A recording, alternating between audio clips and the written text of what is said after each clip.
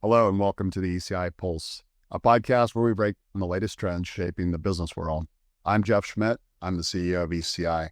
We are the leading provider of cloud services, cybersecurity, and digital transformation solutions aimed at the alternative investment firms worldwide. Today I have with me our Chief Innovation Officer, Rich Itri. We're kicking off a special two-part series on AI, its role in business efficiency, workforce adaptation, and the critical balance between automation and the human expertise. AI isn't about replacing jobs. It's about scaling businesses, streamlining processes, and unlocking deeper insights. In this series, we'll dive into how AI is reshaping industries, from mergers and acquisitions to investment strategies, and the growing importance of governance, security, and infrastructure in AI deployment.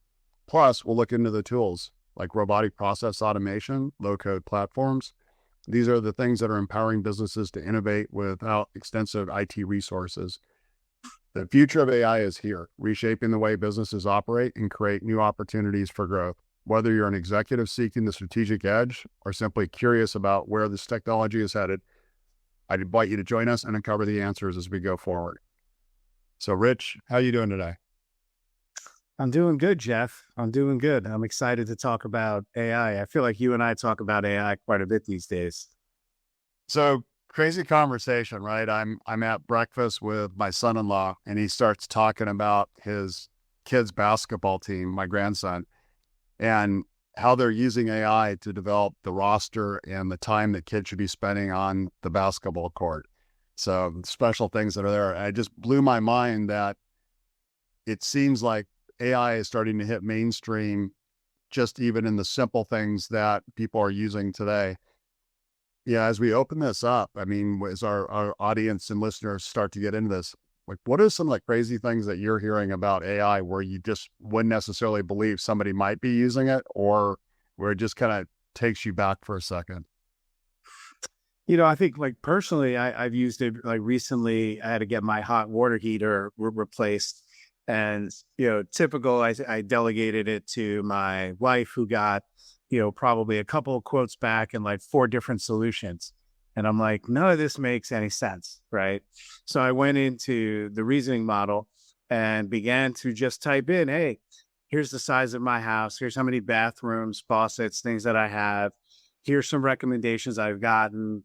Here's some of the challenges I have today, right, with hot water and things like that. And it gave me a really good thesis around what solution I should go with. And I was able to iterate on it and said, hey, like I live here, it's here what the seasons are like and different things. And it came back with really a kind of full analysis of why I should go in a certain direction and even estimated the cost. And I was able to go back to my wife and say, like, I did all of this research, I had the answer to like the direction we need to go. And I did it in about 10 minutes, right? So like, to me, it's beyond like a research tool. It really is like a kind of smart assistant in a number of different areas, right? I even used it, things like the NCAA tournament, things like that. You can, go in very quickly, begin to ask it like trends and previous winners and help you make decisions on, brackets just based on historical data, right? And, I think people don't realize the power in everyday usage, right? Which then I think allows you to start thinking in terms of how to use it in the business world. It's an interesting way of putting it, right? Because I think of maybe when my kids were younger and my question might be well, tell me why we should go do that, right? Now your kids can go off and come up with a business case and hand it to you in a matter of minutes, which is interesting. So it's interesting, right? And as you see this, right, we've been maybe in this world of real Gen AI, maybe for 18 to 24 months, right? Whereas as it really started to gain momentum, what's the tipping point where we see adaptation happening faster, whether that be in business or how business users are using the tool sets today? Like what changes?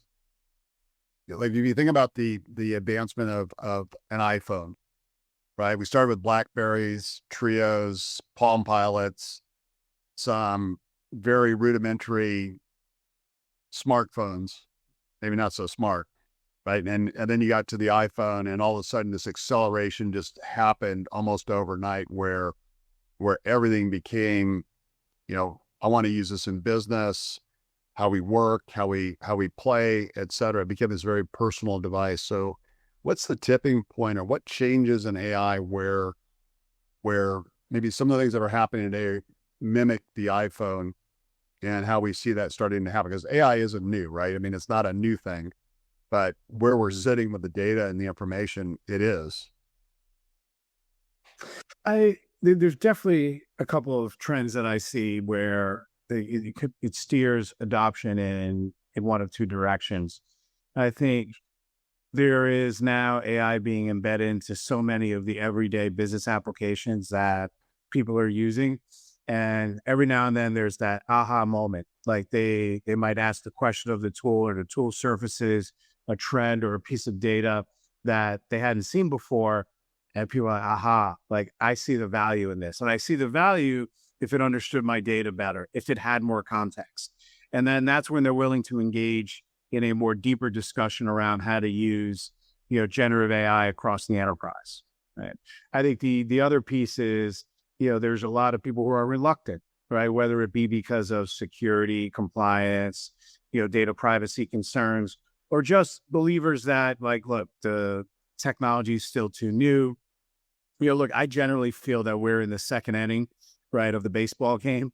I think we've just begun this, and the excitement that I see around the tools, like people like won't really fully understand the impact of this until like 4 years from now, when they see the level of automation, creeping into their everyday lives because of generative AI. But I think there's one of two paths that people either take. I mean, look, I mentioned this when we did our Microsoft events, like over a year and a half ago now, where I've been in this business for a long time running IT, and so have you, Jeff. I have never seen business leaders so engaged in technology. It's been when it comes to AI.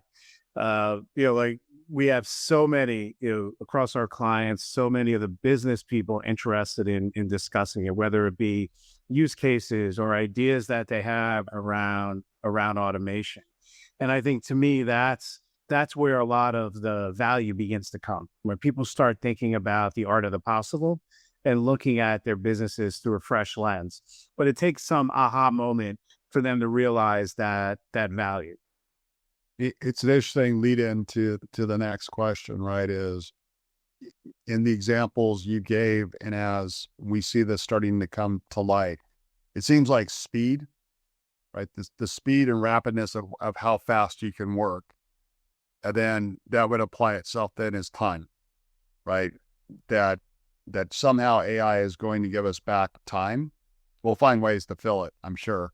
Right. We've been pretty good about that with computing and compute power that we've had today. But when you look at that and you look at the conversations you're having, what are some things for the listeners to maybe grab onto as ideas in our space, in the client base that we have today, that are maybe interesting of how it's being used today, early adoption, even if they're simple examples, but where they're saving time or driving the agility and the speed of the business that they have? Look, I tell people all the time that if the tools that I have were taken away from me, I'd be really upset.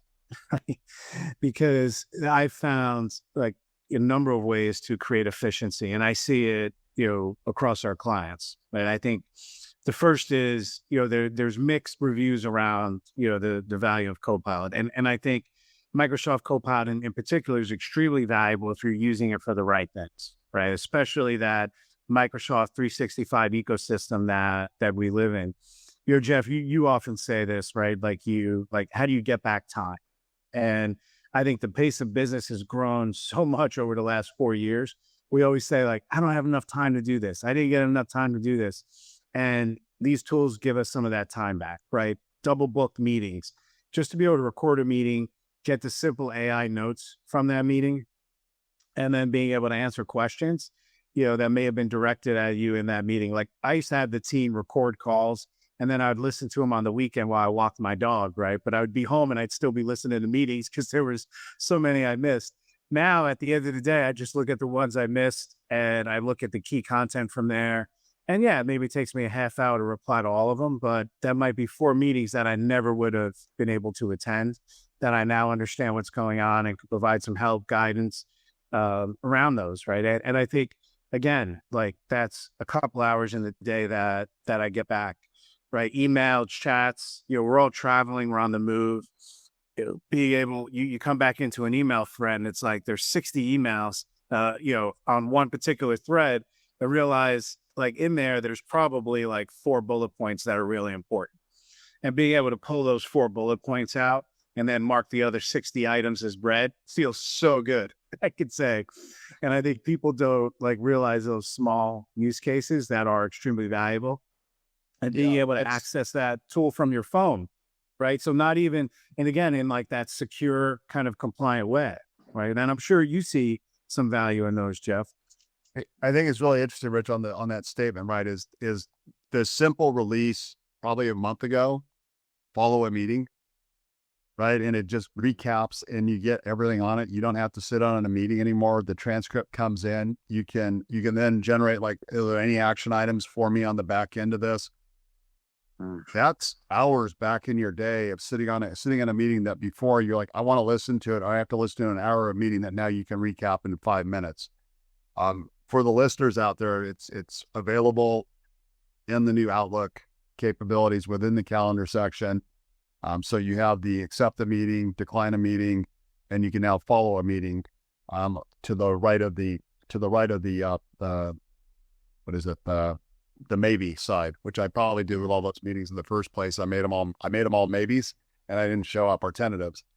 The other thing I really funny, right, is I remember at one point, you just said something that was really interesting, right, is we were attached to devices, right? I love my Mac, like don't take my Mac away from me, right? And in fact, I have an incident where I wanted to show somebody how passionate I was about client success, customer experience.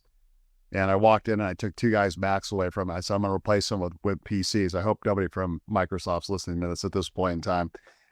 And like literally these guys were like, if you take that away from me, I'll quit. Right.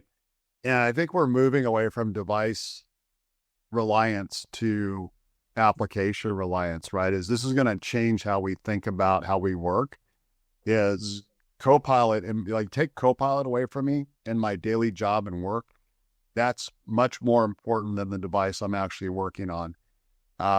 Example for me is I left the meeting the other night and I'm going home from the dinner, and I just wanted to really just do a quick recap of what was happening. And so while I'm walking down the street, I just do a quick, hey, I met with so-and-so. Here's the 5 things we talked about. Here's the 3 follow-ups I have. Create 1 email for me for the client as a follow-up with a nice thank you. And I enjoyed the dinner and the time in the company. And here's the 3 things we're going to follow up on. And then can you also write another one to these people in my company that I'm going to need support to be able to go do this and a follow-up, and I need dates and times with them. So that would have been back in my hotel, pull out my laptop or grab my phone and start typing it out. By the time I get back, I already have that curated for me. It's ready to go. And I just do a quick review on it, and then I can send that out. So there's a certain amount of getting time back, right? Is you find different ways to fill it, but hopefully you're filling it with more meaningful ways where you're using the critical thinking of your brain to apply it to the areas that really require human interaction in it. And I think those are probably good examples of like mundane tasks, like nobody's getting a benefit out of writing like the follow-up. But what you have to do in the follow-up is really important. Well, the natural language piece has gotten like tremendously better over the last like year and a half.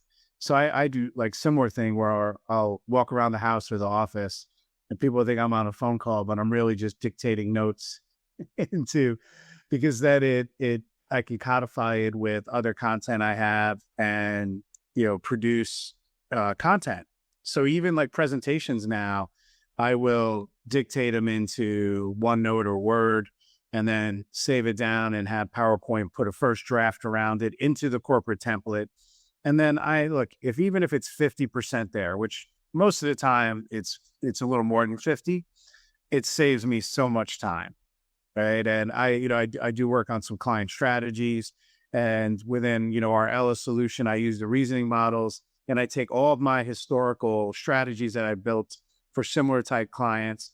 I load them in there. I take all of my notes, I load them in there, and I give it some ideas around how I want to steer the strategy, and it'll produce a very good set of content for me to now like give back to the clients around all the things that like I brought into the context.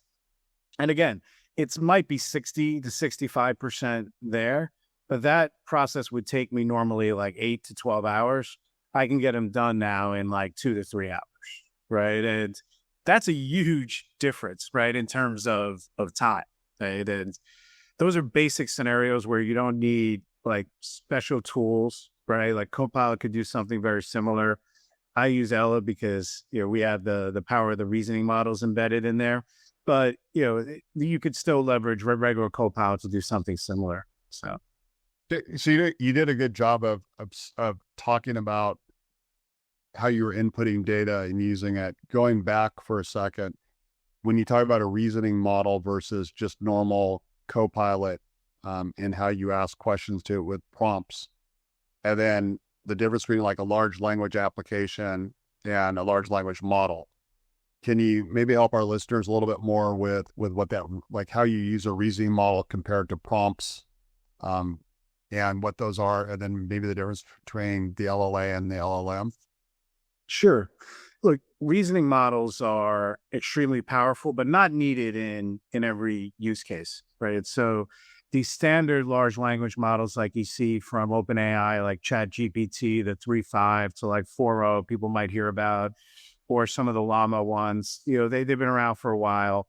They're really good at, reading large unstructured content, summarizing it, finding little pieces of data and giving it back to you, doing searches across content. That's what they're really built for, right? They had, I forget how many billions of parameters that 4 has, ChatGPT 4, but the similar models with, Google and Anthropic. But what the reasoning models do is they're actually doing more kind of analysis of like, you use it for more analysis, right? So you could actually ask questions of it, because what it does is it goes back and it tries to build the strongest strength of the answer, right? So with a lot of the kind of GPT models, which is why sometimes people get frustrated when they use them in the wrong use case, it's kind of like you're taking a shot, you ask it a question, and it'll find like the best match, but it may not always be right. And it may be a little deterministic. It may fill in the blanks, right, if it has it. Reasoning models are designed not to do that. The reasoning models will go through, it'll give you the lineage of how it actually came to the answer for the question that you asked. And it takes time because it goes back, it verifies, it rechecks itself, it finds gaps, it'll try and re-answer the question. So they're inherently slower as well because it's doing more compute, more work. But generally speaking, the answers that come out of it when you're doing analysis and working out things like strategy and, other types of complex things where maybe you want to put a revenue model in there and you want to be like play with things like CAGR or, IRR, things like that. Those are what the reasoning models are designed for. They're really good at caching that information that you can give it, but they expect you to iterate on it. So I think that's the other kind of piece that people need to understand about reasoning models. It's storing everything that you're asking it in one context. And it's going to learn from, questions that you ask it, but also when you correct it as well. Because again, like they're very much about like trying to figure out an answer, but it's not always right. And if you say, hey, what about the revenue for 2025? You have the information from 2024. Why didn't you calculate that? You'll be like, oh, you're right. If it goes back, it'll calculate it, right? Because it realizes like, oh, wait, I did do that, but for some reason I skipped over 2025. So they're much more, thorough, right? But they're also slower, right? But I think you get better quality answers around. Interesting. So that's helpful. So if I'm maybe like a use case in this scenario for the listeners would be, I'm looking at a SIM and evaluating a business, and I've got maybe the perfect company as one of the examples. And that's my thesis is if I can find more companies that look like this confidential memorandum that I have, that this will show me if I can match this, it's probably a good fit for the thesis that we have. And then it isn't just running at once like I would with Copilot. Is give me the output of the meeting, right? And it'll give you like, here's your updates and what's here is I can now become conversational with it of, hey, go check the gross margin, the gross profit, look at it quarter over quarter for 2024. And I can keep doing this and it's going to contain it. And then as I get to the output that I'm looking for, that then is going to produce a much more robust outcome. Similar to what you said when you were relating it back to the beginning, you said reasoning model when you were doing the water heater, right? Is give me an output that I can actually use, which is now you have a definitive answer for something, or at least close to what you think it should be. You're applying it to your house, all the different variables that you gave it, but you were able to build that over time. So it makes sense that it would take longer because you're creating a longer set of code, if you will, I guess, in that scenario. And then you mentioned Ella, right? Which Ella, if I understand Ella correctly, as you explain it to people, Ella has that ability to be able to save a lot of those routines or those formulas that you're building and be able to use them repetitively over and over again, where you don't have to keep your reasoning actually gets better over time, and you can continue to use those reasoning models from a business perspective and repeat and use them versus having to start from scratch. Yes. So Ella, we've built a RAG engine, right? Retrieval augmented grounding, where it pulls in and creates a data domain. So as I mentioned, I uploaded previous strategies that were similar, other content around industry trends. You begin to load all of that data in, and now you've created a very, very specific database, right, of information around, content. And now you can actually begin to ask questions, right, of all of that data that you've kind of loaded in there. And that's really important, right? I think that's where the power is. Like even on the SIM example, you could upload previous SIMs of similar companies and say, first you ask the LLM to analyze each one of those SIMs. And then you say, hey, can you now bring this together? Show me in a table how gross profit lined up across all of these companies. Show me how gross margin was different.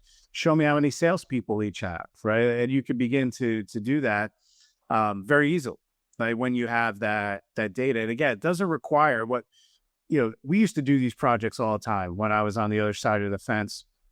We'd have portfolio managers and analysts come and say, hey, I have all this data. Can you guys like read through it, produce some like reports for me?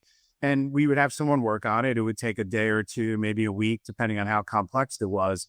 Now you could do that yourself in minutes, right? And that to me allows you to keep up, going back to like the speed of business, right? And when you think about our typical ICP, even if it's, our PE clients who have to get bids out, right? Value these companies, really understand like where the data is and get bids out quickly, where you could peel a couple of hours off a process each day.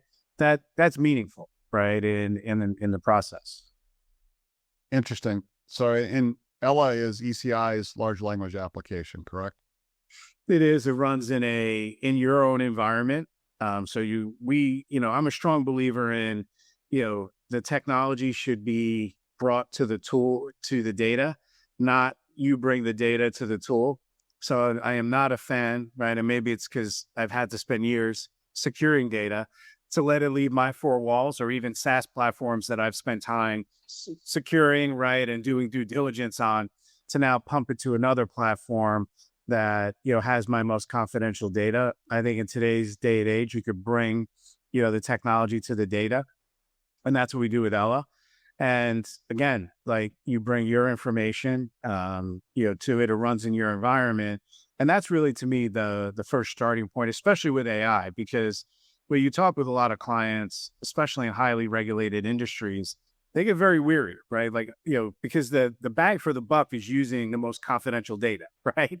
So now you're going to take it, you spend all this time securing it, and you're going to toss it up to a platform that maybe you've done some due diligence on. You're not really sure how they're learning the models. You're not really technical enough to probably dive into it. It's risk.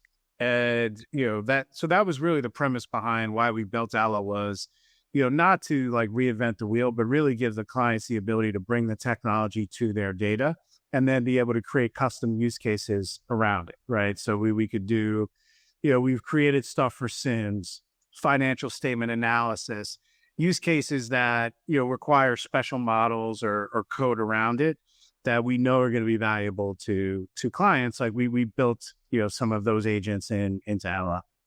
Notably, you touched on a critical point in your answer there, and that's security. So as we wrap up this first part of our discussion on AI, it's evident that security controls, governance, and regulatory measures are still evolving, and the regulators are actively working to figure out the best approaches to manage these challenges with AI. Now, we're going to continue this discussion in our next episode, so stay tuned for part 2, where we're going to dive deeper into the intricacies of security and AI. Thank you for listening to ECI Pulse. Have a great week.